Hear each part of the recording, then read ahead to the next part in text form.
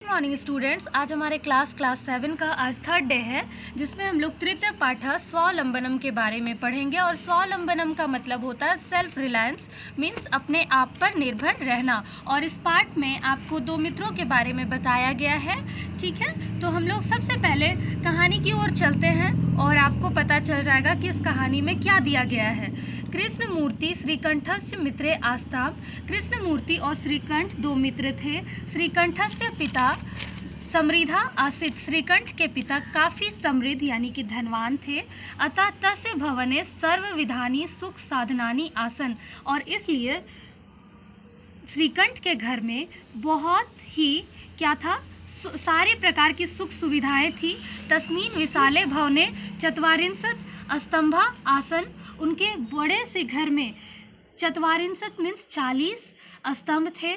तस्य अष्टादश प्रकोष्ठेषु 50 गवाक्ष चत्वारिंशत् द्वाराणि षट्त्रिंशत् विद्युत व्यजनानि च आसन। उनके घर में 18 कमरे थे, जिनमें 50 खिड़कियां थी। 44 आपके द्वार थे, 44 द्वार यानी कि दरवाजा थे।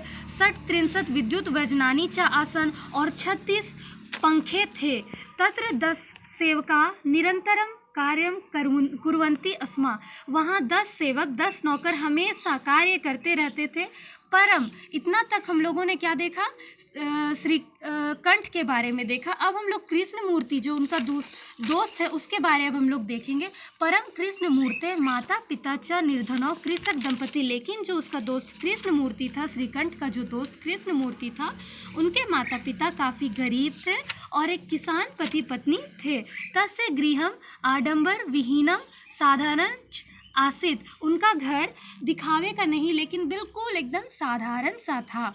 एकदा श्रीकंठा तेनसा प्रातः 9 वादने तस्य गृहम आगच्छत। एक बार श्रीकंठ अपने दोस्त के घर सुबह सुबह 9 बजे आता है।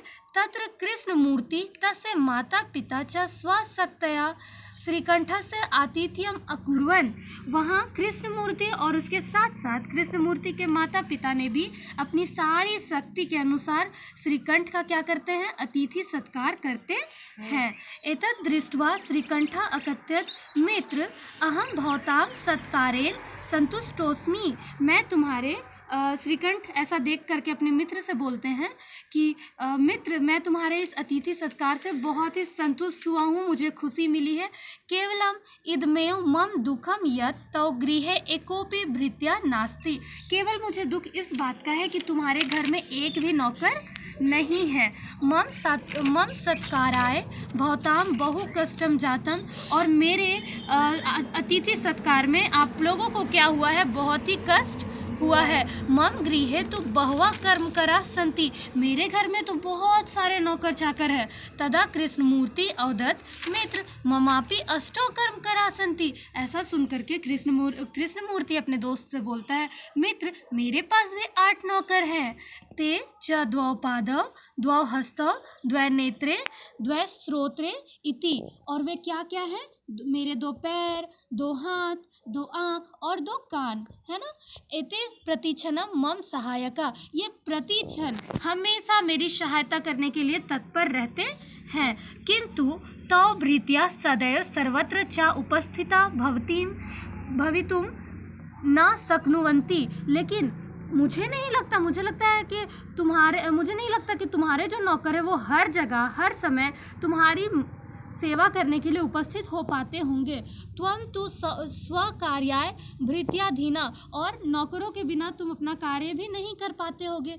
यदा यदा ते अनुपस्थिता तदा तदा त्वं कष्टम अनुभवसि। और जब जब तुम्हारे नौकर क्या होते होंगे, अनुपस्थित होते होंगे, तब तब तुम्हें बहुत ही क्या होता होगा, कष्ट का अनुभव होता होगा।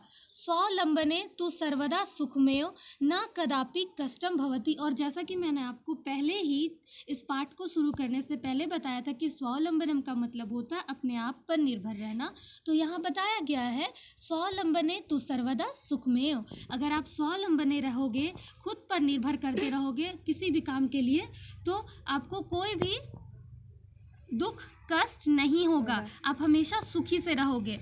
श्रीकंठा औदत मित्र तौ वचनानि श्रुत्वा मम मनसि महती प्रसन्नता जाता। श्रीकंठ बोलते हैं कि मित्र, तुम्हारे इन वचनों को सुनकर, बातों को सुनकर मुझे बहुत अच्छा महसूस हो रहा है, मुझे बहुत खुशी हुई।